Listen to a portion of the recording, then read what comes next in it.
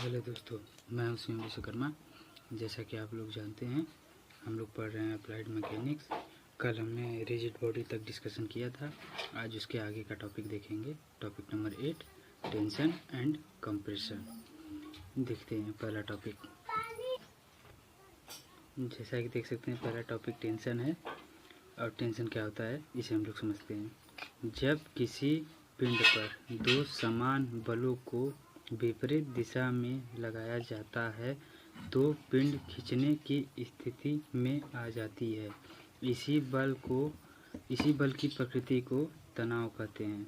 जैसे दोस्तों, ये कोई पिंड हो गया, इस पे एक तरफ हम ये बल लगा रहे हैं F1 और दूसरी तरफ ये बल लगा रहे हैं F2, और ये दोनों समान मैग्नीट्यूड के होंगे लेकिन डायरेक्शन इसका विपरीत होगा। तो इन दोनों कंडीशन में ये बॉडी जो है खींचने की स्थिति में आ जाएगी, कुछ इस प्रकार की हो जाएगी।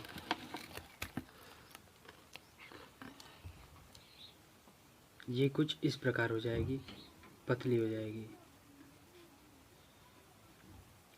दोनों फोर्स समान रहेंगे लेकिन इनका डायरेक्शन विपरीत होगा। अब देखते हैं कंप्रेशन। कंप्रेशन क्या होता है? जब किसी पिंड पर दो समान बलों को एक दूसरे के सामने पिंड को दबाने की स्थिति में लगाए जाते हैं तो बल की इस प्रकृति को संपीड़न कहते हैं। जैसे ये कोई पिंड हो गया, इस पे देखिए एक समान, मतलब एक दूसरे के समान, ये इस डायरेक्शन में लग रहा है तो इसके सामने ये इस डायरेक्शन में लग रहा है। तो ये पिंड को दबाने की कोशिश करेगा। जब ये पिंड को दबाएंगे दोनों, तो ये पिंड कुछ इस प्रकार आकृति में आ जाएगा। तो इसी को हम लोग बोलते हैं संपीड़न। जैसे ये फोर्स तो समान होंगे, ये F1 हो गया, ये F2 हो गया, ये F1 हो गया, ये F2 हो गया। ये फोर्स समान होंगे लेकिन इसका डायरेक्शन जो होगा एक दूसरे के सामने होगा, एक दूसरे के सामने इनका डायरेक्शन होगा।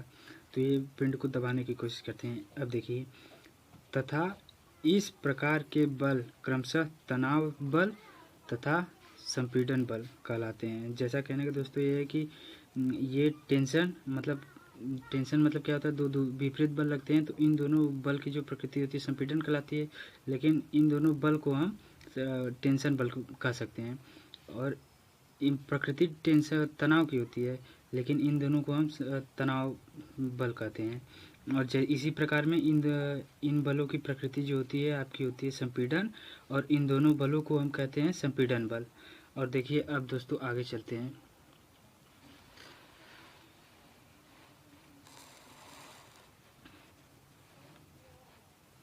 अब देखते हैं जैसे principle of superposition of process, तो इसे समझते हैं।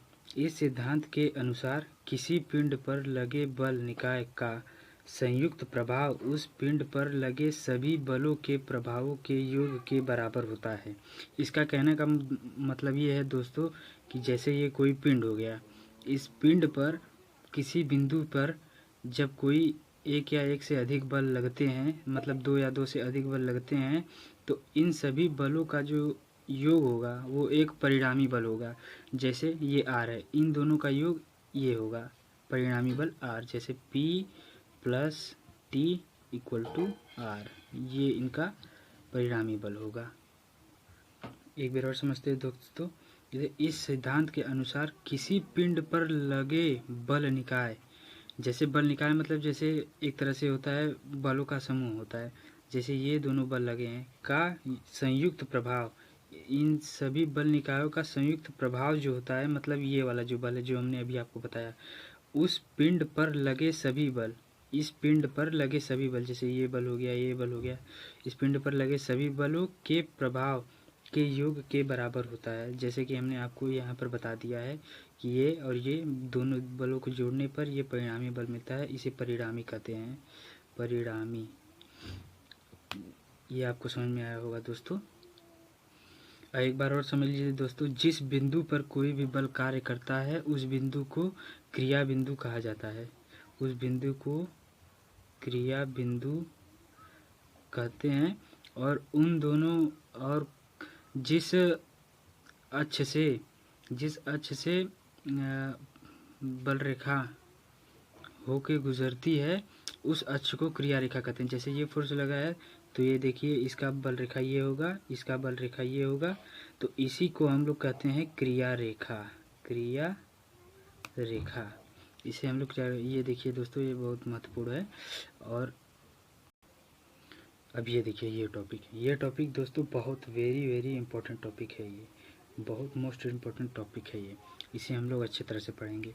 जैसे दोस्तों ये हो गया, इस सिद्धांत के अनुसार यदि किसी पिंड, ये कोई पिंड हो गया आपका, ये कोई पिंड हो गया, किसी पिंड पर एक से अधिक बल कार्य कर रहे हों, मतलब एक से अधिक बल कार्य कर रहे हों, तो यहाँ पे हमने किसी एक पॉइंट पे दिखाया है, ठीक है, ये एक पॉइंट पे दिखाया है, ये दूसरे बल को दूसरे पिंड पर दिखा दिया है, दूसरे बिंदु पे। अब हम देखेंगे, जैसे ये देखिए होगा, तब प्रत्येक बल पिंड पर इस प्रकार प्रभाव डालता है, जैसे ये हो गया, एक P हो गया और ये एक बल हो गया R, ये P और R इस पिंड पर इस प्रकार बल लगाएंगे जैसे अन्य बल कार्य ही न कर रहा हो। मतलब ये जो बल लगे हैं ये पिंड पर इस प्रकार प्रभाव डालेंगे कि जैसे अन्य कोई बल कार्य नहीं कर रहा हो, इसका विरोधी नहीं कर रहा हो। तो आप समझ रहे होंगे, एक बार और समझ लेते हैं दोस्तों। जैसे इस सिद्धांत का कहने का मतलब ये है कि किसी भी पिंड पर एक से अधिक बल कार्य कर रहे हो तो वह पिंड पर इस प्रकार प्रभाव डालते हैं जैसे कि कोई अन्य बल उनका विरोधी न कर रहा हो या पिंड पर प्रभावी न डाल रहा हो। तो ये एक तरह से स्वतंत्र होते हैं, ये एक तरह से स्वतंत्र होते हैं, स्वतंत्र रूप से अपना प्रभाव पिंड पर, किसी भी पिंड पर डालते हैं। कहने का मतलब ये है दोस्तों, ठीक है। इसके आगे हम लोग देखते हैं, ये भी दोस्तों आपका वेरी इंपॉर्टेंट है।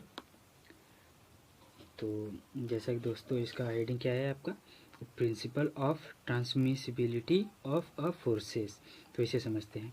इस सिद्धांत के अनुसार किसी दृढ़ पिंड पर कार्यरत किसी बल के क्रिया बिंदु को उसकी क्रिया रेखा के अनुदिश, जैसे हमने आपको पिछली वीडियो में बताया था कि क्रिया बल रेखा जिस बिंदु से होकर गुजरती है उसे क्रिया रेखा कहते हैं, उस रेखा को क्रिया रेखा कहते हैं। ये बिंदु हो गई आपकी क्रिया बिंदु, ये हो गई आपकी क्रिया बिंदु। तो दोस्तों अब इसके आगे देखते हैं।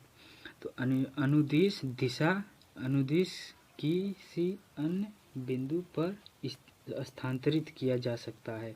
जैसे कि दोस्तों ये एक पिंड है, इस पिंड का ये कोई बिंदु है, क्रिया बिंदु है, इस पे हम फोर्स एक्ट करा रहे हैं, तो जस्ट इसके सामने वाला को जो भी बिंदु होगा, जैसे हमने यहाँ पर ओ लिया था तो इसके सामने वाले बिंदु को ले लिया है ओ डैश।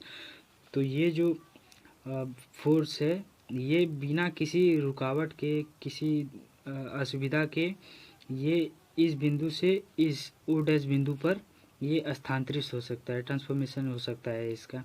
बस इसका कहने का मतलब यही है, यदि यह बिंदु पिंड से दृढ़तापूर्वक संबंध में हो। अब जाहिर सी बात है दोस्तों, हम लोग मैकेनिक्स पढ़ रहे हैं तो इसमें रिजिड बॉडी होगी, और रिजिड बॉडी होगी तो जितने भी कण हैं, हमने आपको बताया था कि वो सब आपस में एक बॉन्ड बनाते हैं, मजबूती से दृढ़तापूर्वक संबंध में रहते हैं। तो ये केवल मैकेनिक्स में हम लोग पढ़ते हैं दृढ़ पिंड के बारे में। तो आई होप आपको समझ में आया होगा, पसंद आया होगा तो लाइक और सब्सक्राइब कीजिए और ज़्यादा से ज़्यादा शेयर कीजिए। Thank you.